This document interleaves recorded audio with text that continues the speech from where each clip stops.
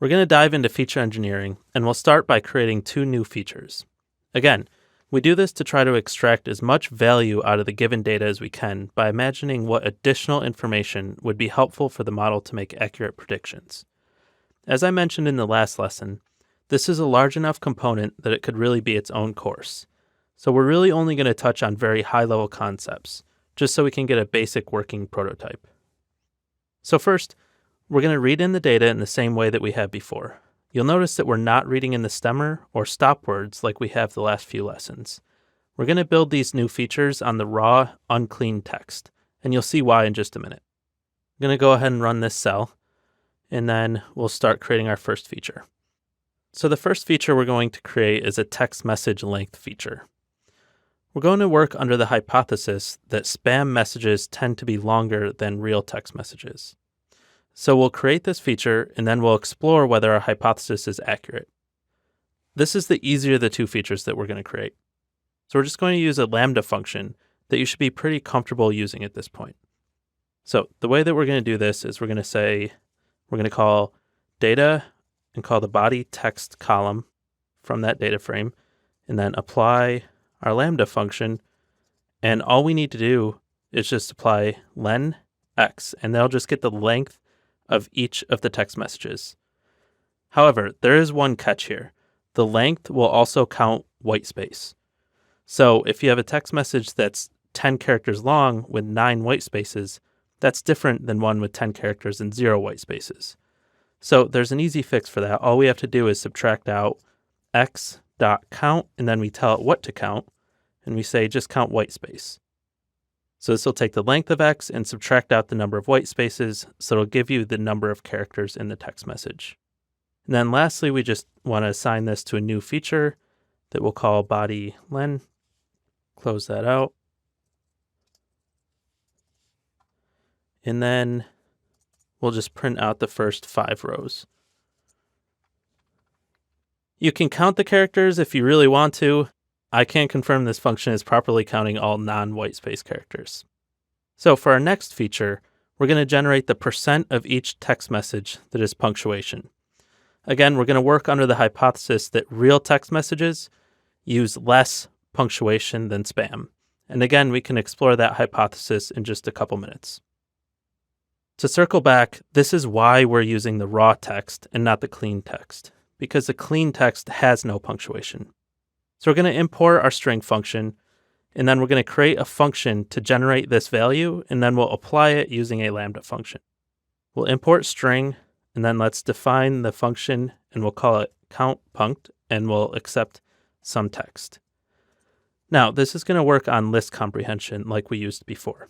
So this list comprehension will be spelled out like this. We'll say 1 for char in text if char in string.punctuation. And then we'll assign that back to count. And so now what this does, if you recall what we did when we removed punctuation, is what we said is char return the character for each character in text as long as that character is not in string.punctuation. Now we're just flipping it. And so what we're doing is we're cycling through each character, seeing if it is punctuation.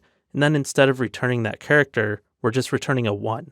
So this will just return a 1 every time it finds punctuation in a given text message. So now instead of a list of 1s, what we really want to do is sum up all of those 1s.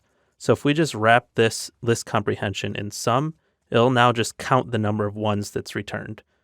Now that we have that count, we can go ahead and return this count.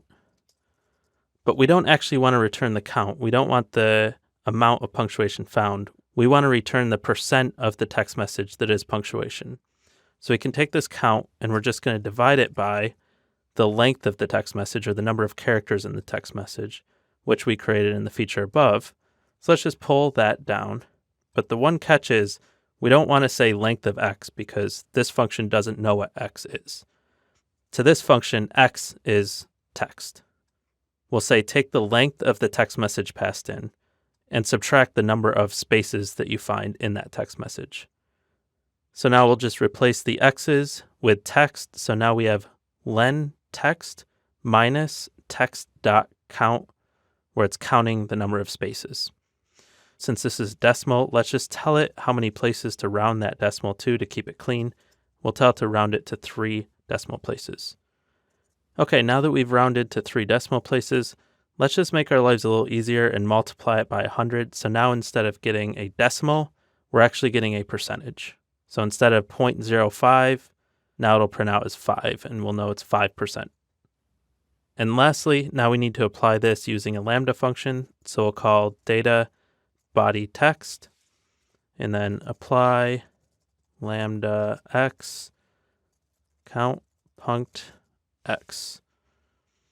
And then we need to assign that to a new column that we'll call punct percent, close our bracket, and then let's just print out the first 5 rows. The first text message is 4.7% punctuation, the second one's 4.1%, and so on. There are a number of other features that we could have created, for instance, the number of the characters that are capitalized. But we're going to skip that and we're going to jump into quickly evaluating what these new features look like. So again, the goal here is to generate new features that help a model distinguish spam from real text messages. So it's always useful to find some way to see if your new features appear to be predictive or correlated to the response in some way. So in the next video, we'll go ahead and create overlaid histograms in order to see the value of these new created features.